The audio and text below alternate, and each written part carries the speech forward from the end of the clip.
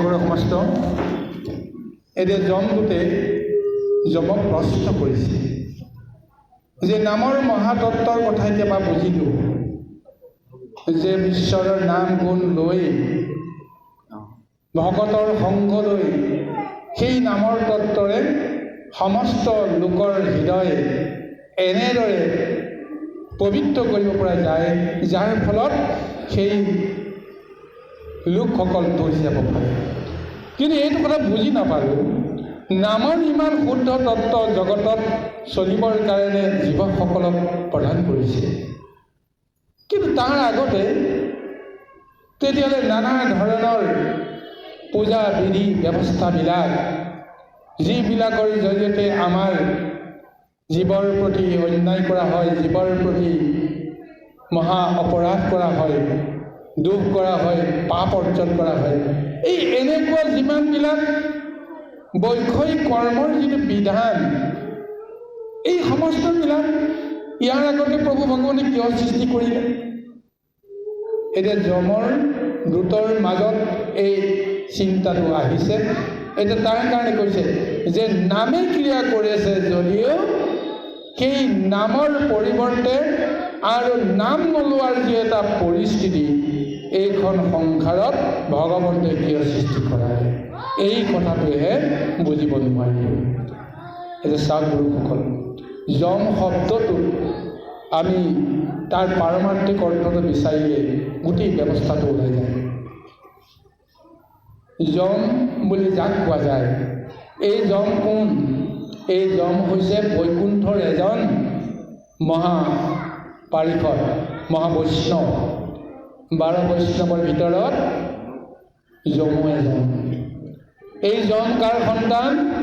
সূৰ্যৰ সন্তান, অৰ্থাৎ তেওঁ দেৱতাৰ সন্তান। তেওঁ এক দেৱতাৰ ৰূপ আছে আৰু দেৱলোকৰ ভিতৰত ভগৱন্তে তেওঁক মহাবৈষ্ণৱ বুলি স্বীকৃতি দি বৈকুণ্ঠৰ পাৰিষদত তেওঁক আগত ৰাখিছে। আৰু সেই যমে কি কৰিছে? এই জীৱবিলাকক গুৰুত্বৰ দণ্ড দিবৰ কাৰণে নৰক ৰাজ্যৰ অধিপতি পাতি তেওঁক দিছে। অৰ্থাৎ সেই যমৰ দুটা দায়িত্ব, এটা হৈছে নৰকৰ নৰকত তেওঁৰ ৰজা হৈ জীৱকুলক অপৰাধৰ ঘোৰ দণ্ড দি সেই জীৱকুলক ঈশ্বৰৰ নাম, ঈশ্বৰৰ তত্ত্ব লাভ কৰিবৰ কাৰণে এক মহা শিক্ষা।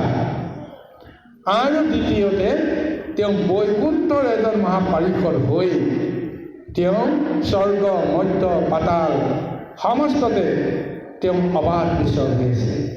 আৰু তেওঁৰে অনুচৰসকল যমদূত বুলি কৈ যায়।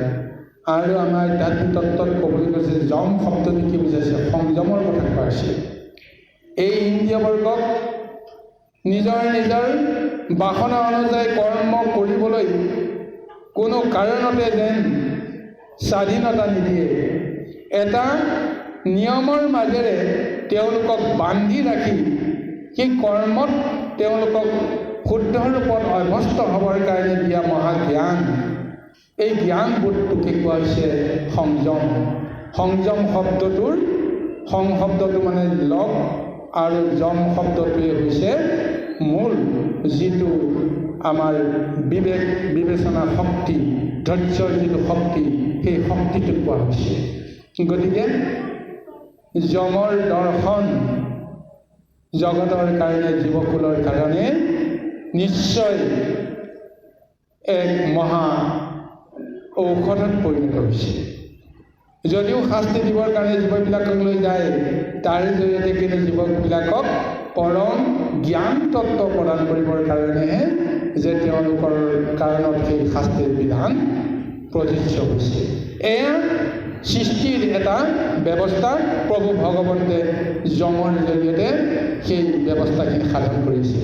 এতিয়া সেইকাৰণে এই যমদূতেও এতিয়া কৃষ্ণৰ ভক্তিৰ মহাতত্বৰ কথা যিসকলে বুজিব পৰা নাই, অথচ কৃষ্ণৰ কৰ্মতে তেওঁলোকেও নিয়োজিত হৈ আছে। আৰু সেইসকলে এতিয়া ভুলটো শুদ্ধ কৰিবৰ কাৰণে যমৰ পৰা এই তত্ত্বখিনি জানিব বিচাৰিছে। তাৰ তত্ত্বত এতিয়া পুনৰ যমে তেওঁলোকক কৈছে যে নামৰ মহিমাৰ কথা তোমালোকে একো নুবুজিলাই। মই ইমান সময় যিমানখিনি কথা কৈ আছোঁ, এক নামে যত পাপ সংহৰিত পাৰে ততক পাতকে পাপ কৰিতে নপাৰে। এই নামৰ তত্ত্বটো তুমি জানিব লাগিব। সেইকাৰণে কৈ আছে, শুনি যমৰ ৰজা দিলা দুটক উত্তৰ, একো নুবুজুখ তোৰা অধম পামৰ। তোমালোকৰ সমান মহামূৰ্খ নাই। মই ইমান বুজাই আছোঁ, অথচ বুজিবৰ কাৰণে তোমালোকৰ শক্তি নাই। নামৰ মহিমা শুনি নকহিলে গাওঁ, হৰিৰ অধিক মহান নামৰ প্ৰভাৱ। যে হৰি নামৰ যিটো মহাতত্ত্ব, এইটো কথা তুমি জানিবা যে হৰিতকৈও নামৰ মহাতত্ত্বটো আটাইতকৈ বেছি গুৰুত্ব। এই কথাটো তুমি জানিব লাগিব। কৃষ্ণ জয় কৃষ্ণ।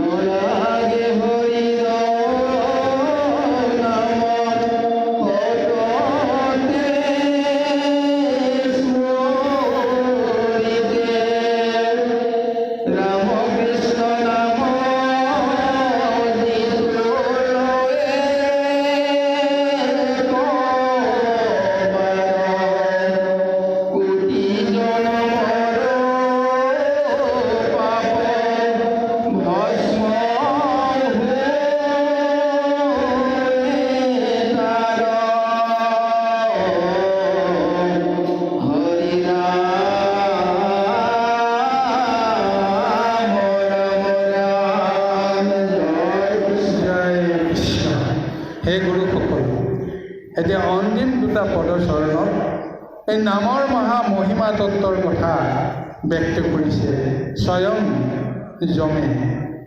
যমৰাজে যমদূতক এই মহাশিক্ষাটো দিছে যে কি বুলি কৈছে, যে এইখন সংসাৰত নামে ৰক্ষা কৰি আছে, নামেই পৰিচয় দি আছে জীৱকুলক। গতিকে এই নামৰ তত্ত্বটো যদি আমি জীৱকুলে ধৰি ৰাখিব নোৱাৰোঁ, সেইজনক নামৰ দ্ৰোহী বুলি কোৱা হৈছে। সেইজনক ভগৱন্তে কেতিয়াও ৰক্ষা নকৰে। এই তত্ত্বটোত আমি কেইবাটাও আমি ভাৱনা ল'ব পাৰোঁ, ধাৰণা ল'ব পাৰোঁ, জ্ঞান ল'ব পাৰোঁ। এই সংসাৰত স্বয়ং প্ৰভু ভগৱন্তে প্ৰথমেই নিজে এটা নাম লৈছে। এই নামটো হৈছে নাৰায়ণ। হয়নে নহয় চাওকচোন বাৰু।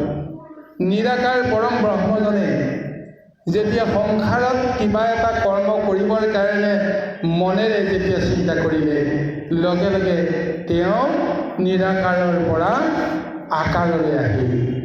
জলতেই তেওঁৰ জন্মগ্ৰহণৰ এটা ৰূপ লৈ তেওঁ জলতেই শয়ন কৰি, জলতেই আশ্ৰয় কৰি তেওঁ সেই নামটো ল'লে, যাক নাৰায়ণ বুলি কোৱা হৈছে। নাৰা মানে জল, আয়ন মানে শয়ন। জলতেই যিজনে সদায় শয়ন কৰি আছে, সেইজনেই হৈছে নাৰায়ণ। এই সৃষ্টিৰ মহাতত্ত্ব সেই নাৰায়ণ নামটোৰ পৰাই জীৱকুলক প্ৰভু ভগৱন্তে ক্ষুদ্ৰ ক্ষুদ্ৰ ৰূপত সংসাৰত এটা পৰিচয় দিয়া বুলি কৈ প্ৰথমতে চাৰিটা জাতি সৃষ্টি কৰিলে জীৱকুলৰ মাজত, উৰণ, বুৰণ, গজন, ভ্ৰমণ। আৰু সেইসকলৰ ভিতৰত প্ৰত্যেককে চিনিব পৰাকৈ এটা এটা পৰিচয় প্ৰদান কৰিলে। সেই পৰিচয়ৰ জৰিয়তে আমি বাৰু অন্যান্য জীৱবিলাকৰ কথা আমি নকওঁ, উৰণ, বুৰণ, গজন, ভ্ৰমণ, চাৰিমুঠি জীৱৰ ভিতৰত কেৱল নৰলোকক, যিহেতু আমাৰ নৰলোকৰ জৰিয়তে সংসাৰ মুক্তি পোৱাৰ যিটো ব্যৱস্থা আছে, সেইকাৰণে এই নৰলোকক চিনিব পৰাকৈ, বুজিব পৰাকৈ প্ৰভু ভগৱন্তে পৰিচয়ৰ নামত এটা এটা নাম সকলোকে দিয়াৰ ব্যৱস্থা কৰিলে। আৰু সেই নামেৰে যাক আমি মাতিম, যাক আমি স্মৰণ কৰিম, সেইজনৰ লগতহে আমাৰ সম্বন্ধ ঘটিব, হয়নে নহয় কওকচোন? গতিকে আমি জন্ম হোৱাৰ লগে লগেই আমাক এই বিধি ব্যৱস্থাৰ মাজেৰে আমাক এটা পৰিচয় দি এটা নাম দিলে। এই নামটোক আমি মায়া সংসাৰত আমি সাধাৰণ বুলি গণ্য কৰিব পাৰোঁ, কিন্তু এই নামেই পৰিচয় হ'ব। এই নামৰ জৰিয়তে আমি জগতৰ ওচৰত আমাৰ নিজৰ পৰিচয়টো আমি ৰাখিব পাৰিম। আৰু এই নামটো আনৰ নাম নহয়, প্ৰভু ভগৱন্তে কোৱা মতে আমিও যিটো নাম লৈছোঁ এই ভগৱন্তে দিয়া নাম। ভগৱন্তৰে নামৰ এটা ৰূপ আমি লৈ আছোঁ। ভগৱন্তৰ সৃষ্টিৰ ব্যৱস্থাৰ মাজত আমি আমাৰ পৰিচয়টো দিয়াবৰ কাৰণে সদায় যত্ন কৰিছোঁ। যদু, মধু এইবিলাকতো ভগৱন্তৰ নাম। আমি চিনি পোৱা ভগৱন্তৰ সহস্ৰ নামৰ ভিতৰত চিনাকি নামকেইটাক বাদ দি অন্যান্য বিষয় সূত্ৰে যাক যেনেকৈ যি নাম দিওঁ, সেই নামটোৱেতো আমাক এটা পৰিচয় নিদিয়ে জানো সমাজত? সেই পৰিচয়টো কিহৰ জৰিয়তে তেওঁ সমাজত প্ৰতিষ্ঠা লাভ কৰে? তেওঁৰ কৰ্ম, তেওঁৰ গুণ, তেওঁৰ যশ, তেওঁৰ জ্ঞান, তেওঁৰ বুদ্ধি বিবেচনা, তাৰ জৰিয়তে এই সমস্তখিনি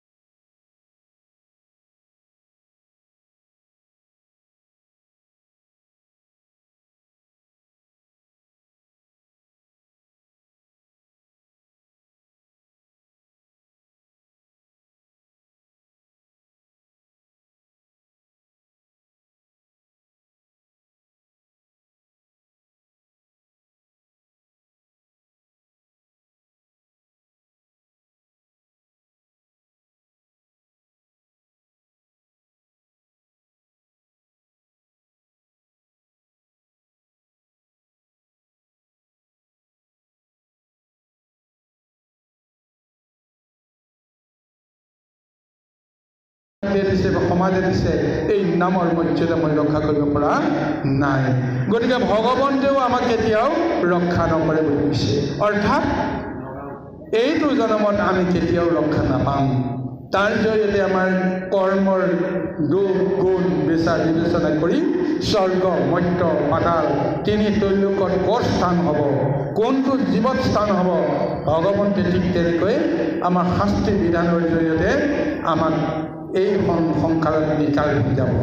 গতিকে সেইকাৰণে কৈছে অচিন্ত মহিমা নামৰ এৰৱাত খেদ, শুন তাৰ সংশয় দিওঁ পৰিচয়। গতিকে নামৰ সন্দৰ্ভত যিমানবিলাক শংকা তোমালোকৰ মনৰ উদয় হৈছে, সেই সমস্তবিলাক ত্যাগ কৰা। ভগৱন্তৰ ভক্তিভাৱে যে নাম ল'লে সেই নামে ক্ৰিয়া কৰিব। অজামিলে যে কোনো কাৰণতে কৃষ্ণক ভকতি কৰে নাই, বিষয়া পুত্ৰে পুত্ৰৰ নাম লোৱাৰ কাৰণতে তেওঁ কেনেকৈ মুক্তি পালে বুলি এতিয়াও তোমালোকৰ অন্তৰত শংকা আছে। তাৰ তত্ত্বটো মই তোমালোকক পুনৰবাৰ বুজাই ক'ম। এই নামটো কিয় তেওঁ জীৱনৰ অন্তিম মুহূৰ্তত ল'ব লগা হ'ল, তাৰো পূৰ্ব পূৰ্বজন্মৰ কিবা নহয় কিবা এটা সংস্কাৰ আছিল, যাৰ ফলত পূৰ্বজন্মৰ সমস্ত পুণ্যৰ ফল এতিয়া তেওঁ ভোগ কৰাৰ সময় আহিছে। সেইকাৰণে তেওঁৰ মুখত ৰাম নাম আহিবই। বাৰু